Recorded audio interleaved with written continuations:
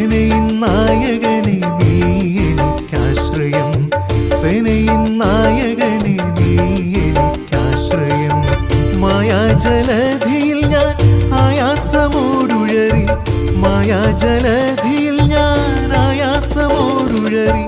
കായം തളർന്നു കഴിവില്ലാവിധമായിതാ, കായം തളർന്നു കഴിവില്ലാവിധമായിതാ.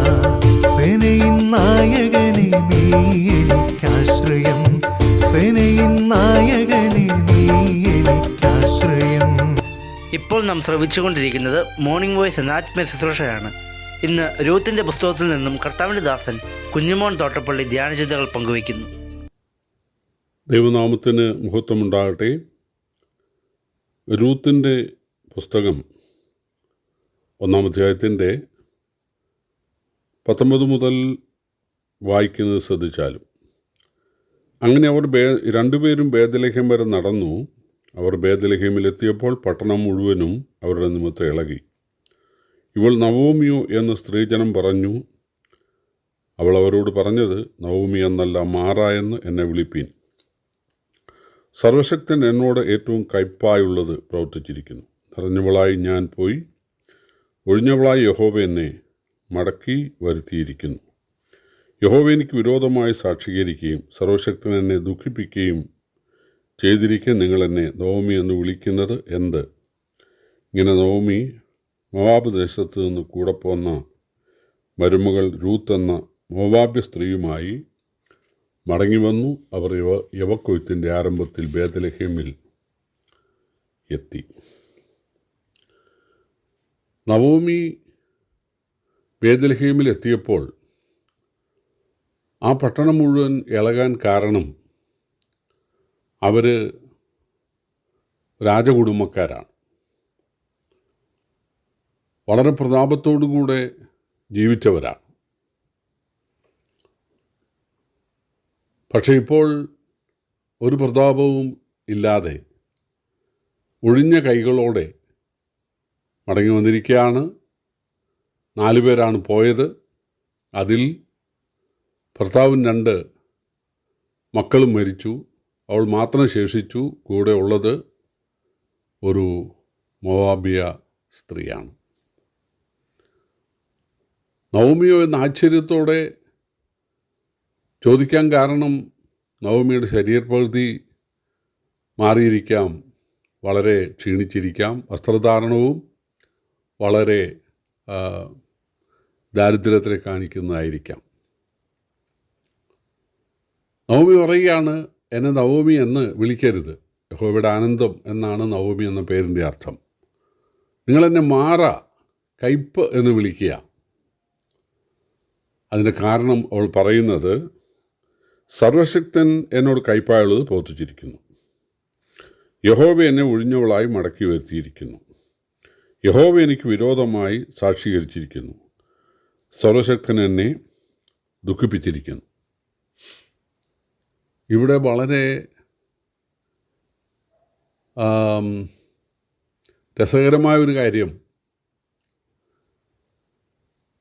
നവോമി തൻ്റെ ഭർത്താവിൻ്റെ മരണത്തെയും മക്കളുടെ മരണത്തെയുമാണ് ഇവിടെ സൂചിപ്പിക്കുന്നത്. നമ്മളൊക്കെയാണ് പറയുന്നതെങ്കിൽ പറയും, ഒന്നുകിൽ പറയും, എനിക്ക് ഗതി വന്നത് എൻ്റെ ഭർത്താവും മക്കളും നിമിത്തമാണ്. അല്ലെങ്കിൽ പറയും, ഭർത്താവ്, പുള്ളിക്ക് പ്രായം ഉണ്ടായിരുന്നല്ലോ, പ്രായം ഉള്ളതുകൊണ്ട് പുള്ളി മരിച്ചു. മക്കൾ പിന്നെ ഇവിടുന്ന് പോകുമ്പോൾ തന്നെ രോഗികളായിരുന്നല്ലോ, നിങ്ങൾക്കറിയാമല്ലോ. പേര് തന്നെ രോഗിയെന്നും കില്യോന്നും ഒക്കെയല്ലേ. പിന്നെ അവിടെ ചെന്നപ്പോൾ ആ അസുഖങ്ങൾ കൂടി, അങ്ങനെ രോഗം കൊണ്ട് അവർ മരിച്ചു. പക്ഷേ നവോമി അങ്ങനെയല്ല പറയുന്നത്. ദൈവത്തിൻ്റെ ശിക്ഷയാണ്, ബാലശിക്ഷയാണ്, ഇതാണ് പറയുന്നത്. ദൈവം എന്നെ ശിക്ഷിച്ചിരിക്കുകയാണ്, ഇതാണ് നവോമി പറയുന്നത്.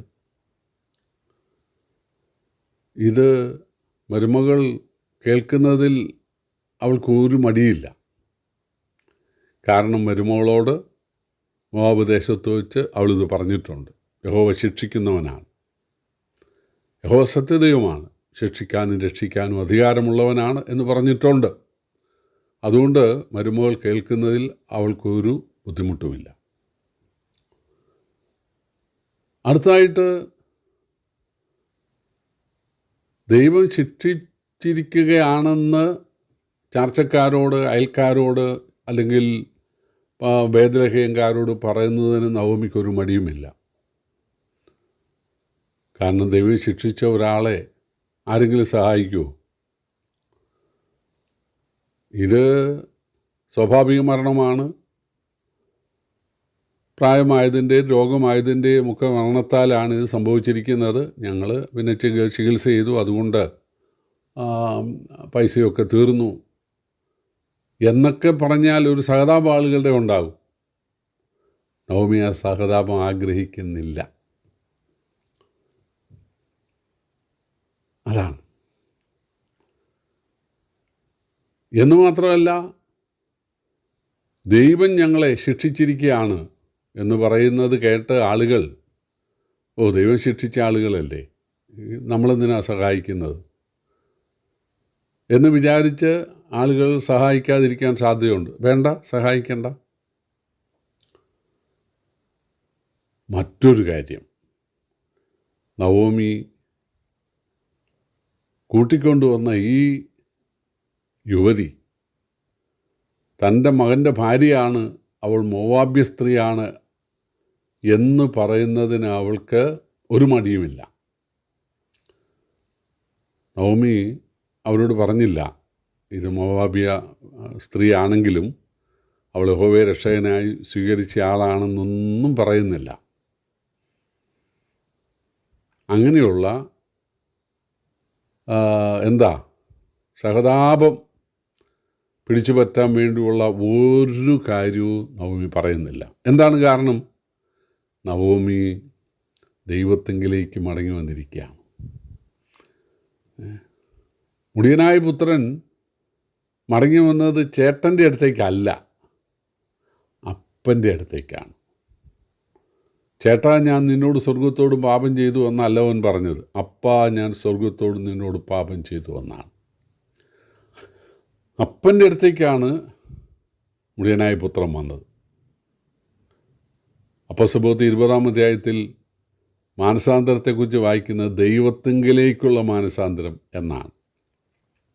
അപ്പോൾ നമ്മൾ ദൈവത്തിങ്കിലേക്ക് അല്ലെങ്കിൽ പിതാവിങ്കിലേക്ക് വേണം മാനസാന്തരപ്പെടാൻ, ദൈവത്തിൽ ആശ്രയിക്കാൻ, ദൈവത്തെ സ്തുതിക്കാൻ, ദൈവത്തെ ആരാധിക്കാൻ, ദൈവത്തോട് പ്രാർത്ഥിക്കാൻ.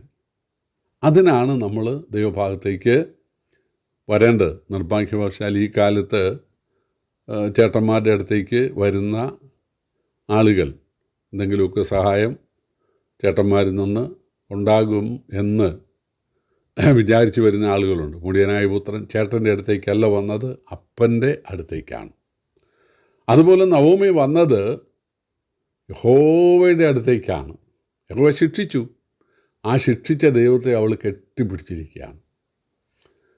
ചില അപ്പന്മാർ മക്കളെ അടിക്കുമ്പോൾ, അല്ലെങ്കിൽ അമ്മ മകനെ അടിക്കുമ്പോൾ, മകളെ അടിക്കുമ്പോൾ, അവർ അടിക്കല്ലേ എന്നും പറഞ്ഞ്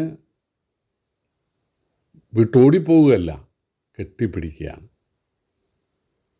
അതാണ് നവോമി ഇവിടെ ചെയ്തിരിക്കുന്നത്. അവളെ അടിച്ച ദൈവത്തെ അവൾ കെട്ടിപ്പിടിച്ചിരിക്കുകയാണ്. ആ ഉറപ്പ്, അവളുടെ ആ നിശ്ചയദാർഢ്യം, അതുകൊണ്ടാണ് ഒരു സഹതാപവും ആളുകളിൽ നിന്ന് ലഭിക്കാൻ വേണ്ടിയുള്ള ഒരു വാക്കും അവൾ പറയുന്നില്ല. നിങ്ങളെന്നെ മാറാമെന്ന് വിളിച്ചാൽ മതി, കാരണം ദൈവം എനിക്കെതിരാണ്, ദൈവം എന്നെ ശിക്ഷിച്ചിരിക്കുകയാണ് എന്നൊരു മടിയും കൂടാതെ അവൾ പറയുകയാണ്. പ്രിയപ്പെട്ടവരെ, ഇതാണ് യഥാർത്ഥ മാനസാന്തരം. ദൈവഭാഗത്ത് തെറ്റ് നമുക്ക് സംഭവിക്കാം, ദൈവ സഭയിൽ അല്ലെങ്കിൽ നമ്മുടെ ആത്മീയ ജീവിതത്തിൽ കുറവുകളൊക്കെ സംഭവിക്കാം. അത് പരസ്യമായിട്ട് അല്ലെങ്കിൽ അത് ദൈവമക്കളോട് പറയുവാനുള്ള ആ ഒരു കൃപ അല്ലെങ്കിൽ ആ ഒരു ധൈര്യം നമുക്ക് ആവശ്യമാണ്. തീർച്ചയായിട്ടും ദൈവം ശിക്ഷിക്കുന്ന ദൈവമാണ്, ബാലശിക്ഷ കഴിക്കുന്ന ദൈവമാണ്. പക്ഷേ ആ ശിക്ഷ മാറും, കോപം മാറും, സ്നേഹം ഉണ്ടാകും. പത്രോസ് തെറ്റിപ്പോകുന്ന കർത്താവിന് അറിയാമായിരുന്നു. നീ എന്നെ തള്ളി പറയും, എന്നാൽ നീ തിരിഞ്ഞു വന്നിട്ട് സഹോദരന്മാരെ ഉറപ്പിക്കണം. പ്രിയപ്പെട്ടവരെ, തെറ്റിപ്പോയ പത്രോസാണ് പെന്തക്കോസ്താളിൽ പ്രസംഗിച്ച് 3000 ആളുകളെ രക്ഷയെങ്കിലേക്ക് നയിച്ചത്. അപ്പോൾ തെറ്റിപ്പോയി എന്ന് സമ്മതിച്ച്, മനുഷ്യരോടും ദൈവമക്കളോടും സമ്മതിച്ച് മടങ്ങി വരാൻ തയ്യാറായാൽ തീർച്ചയായിട്ടും നമ്മുടെ കണ്ണുകൾക്ക് വിശ്വസിക്കാൻ പറ്റാത്ത നിലയിൽ നമ്മളെ അനുഗ്രഹിക്കാൻ കർത്താവിന് കഴിയും. അതാണ് നവമി നമ്മെ പഠിപ്പിക്കുന്നത്. കർത്താവിൻ്റെ വലിയൊരു നാമം വാഴ്ത്തപ്പെടുമാറാകട്ടെ.